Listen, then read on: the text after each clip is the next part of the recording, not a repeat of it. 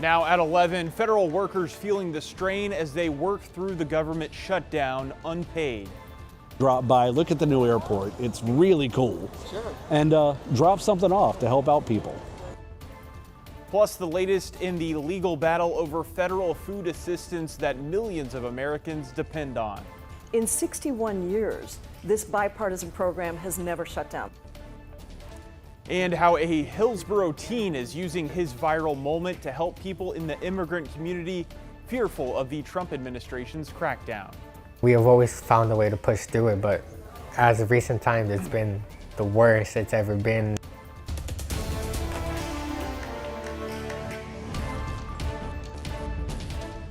Thanks so much for joining us here at 11. I'm John Adams. It's day 39 of the government shutdown, and today 15 flights going in and out of PDX were canceled.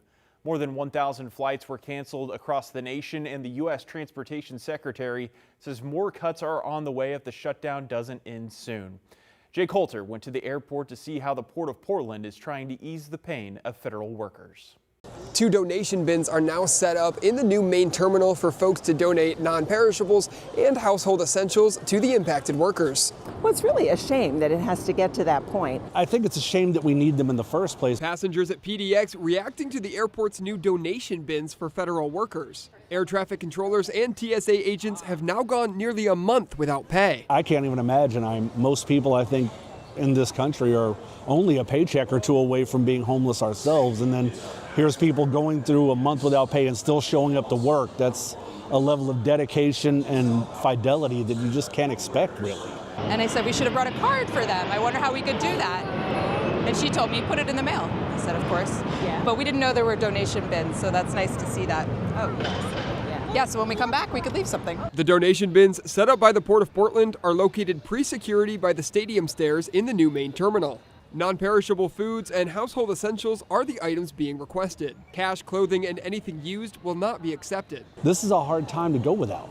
It's very important that people do donate to these things, and I'm glad they exist. In Colorado, the city of Denver has put forth a proposal to pay their air traffic controllers themselves. However, the Port of Portland tells us there is, quote, no existing mechanism that allows them to pay any federal employees working at PDX. They've been working overtime with no pay, and we really rely on them for safety. In response to the safety concerns, earlier this week, Transportation Secretary Sean Duffy announced that 10% of flight traffic would be cut at the nation's 40 busiest airports. We're trying to prevent the pressure that we now see building in the system. Some worried about what it could mean if the government is still shut down over the holidays. And hopefully everyone can get where they need to be for the holidays, but Yes. hopefully they get paid to help us get there. Jay Coulter, KGW News.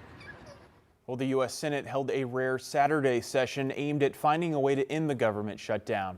On Friday, Senate Democrats voted to block a bill that would pay federal workers during the shutdown. They're blocking attempts to reopen until Republicans agree to a 1-year extension of Affordable Care Act tax credits.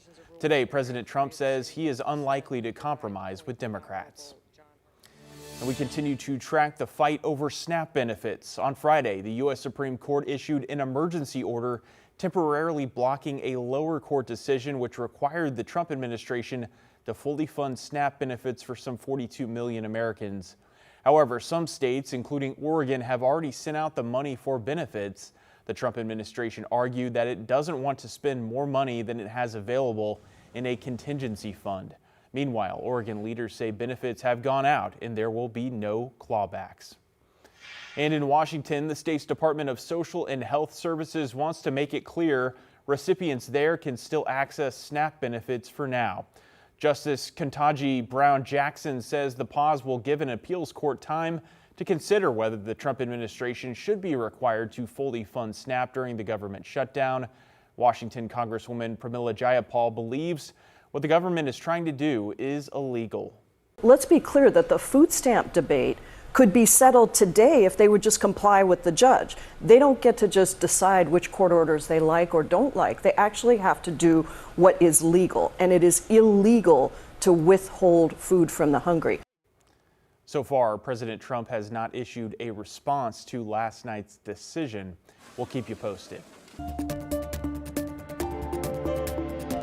I'm scared for my parents to walk out there to walk out their house because I might not be able to say goodbye to them if they go to work. A Hillsborough teen's passionate plea for help at a city council meeting on Tuesday night has reached millions of people on social media and is spurring change. Now, Manny Chavez is using his moment in the spotlight to help families in the community who have been impacted by ICE. We are getting treated like animals because people judge us by the color of our skin and the way that we talk. That's 14-year-old Manny Chavez addressing Hillsborough City Council on Tuesday. Members of the community spent hours that evening sharing testimony about the impact ICE is having in the area. I'm tired of telling my mom and dad every day after school that, have you seen the new video of ICE pulling someone over because of the color of their skin? I'm tired of everything. Manny tells us he didn't even plan to speak that night, but was moved by others that spoke before him. The very next day I saw had over like 100,000 views, and then it just kept going on and on from there. Manny's testimony has now been viewed millions of times online. Stories like his have inspired city leaders to make changes. My proposal is focused more on a long-term solution and not a short-term band-aid. Hillsborough City Councilor Christian Salgado introduced a plan on Tuesday night to create a civil and human rights office within the city. I believe that if we show to the world that we're willing to invest in civil and human rights at the city of Hillsborough, that's going to influence the way that ICE operates in our city. And every Latin or Hispanic person, no matter if they have citizenship, they've been getting harassed for no reason. Since his viral city council moment, Manny started a GoFundMe page to raise money for people in the community impacted by ICE. Donors have given nearly $13,000 in just 2 days. Being known as someone that spoke up for the community is pretty cool. And earlier this week, Washington County Commissioners issued an emergency declaration freeing up $200,000 to go to organizations helping immigrants in the community.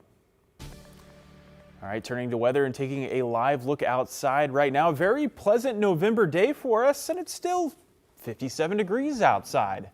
Meteorologist Joe Ranieri is here to let us know what our Sunday is going to look like. Joe? Well, I can tell you the 57 degrees that we're seeing on our corner of your screen is basically our average for this time of year. We went just above average earlier this afternoon. We'll go a little bit above that heading into tomorrow. We'll have a ridge of high pressure in place, so the threat of rain over the next couple of days not going to happen. If we see anything, light sprinkles, and that's going to be mainly along parts of the northern Oregon coast. From our Pioneer Park building camera in downtown Portland, temperature of 57 degrees. You'll notice the winds tonight and into tomorrow. As out after the 8 o'clock show a couple of hours ago, that the winds were kind of picking up a little bit. It'll definitely be picking up throughout parts of the Columbia River Gorge and the east side of Multnomah County, anywhere from 30 to 40 miles an hour. We'll also be dealing with some areas of fog, but the areas of really dense fog will be near Eugene. That's where you're not going to be under that influence of the east wind coming from the gorge. We stay dry tomorrow. We'll have some high clouds, but windy at times, and it's going to be pretty much dry a good portion of next week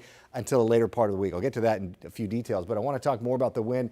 This is showing by tomorrow afternoon on the east side of Multnomah County and the parts of the west end of the Columbia River Gorge, gusts close to 30 to 40 miles an hour. So very windy, but a lot of sunshine along the east side of the state. We'll talk more about your detailed forecast about 10 minutes from now. All right, Joe, we'll see you soon. Thank you. New tonight, 3 people were taken to the hospital after a crash in northeast Portland, including 2 Portland police officers. It happened around 7:15 tonight near the intersection of Northeast Halsey and 129th Place. The 2 officers were up and walking after the crash, but were given a checkup at the hospital. The other driver is expected to survive their injuries. We have a health alert over the outbreak and investigation into infant botulism. The FDA says certain lots of By Heart Whole Nutrition infant formula may be infected. It's after more than a dozen cases were reported in 10 states, including 1 in Oregon and 1 in Washington. If you see either one of those lot numbers on the bottom of your can, toss it out right away.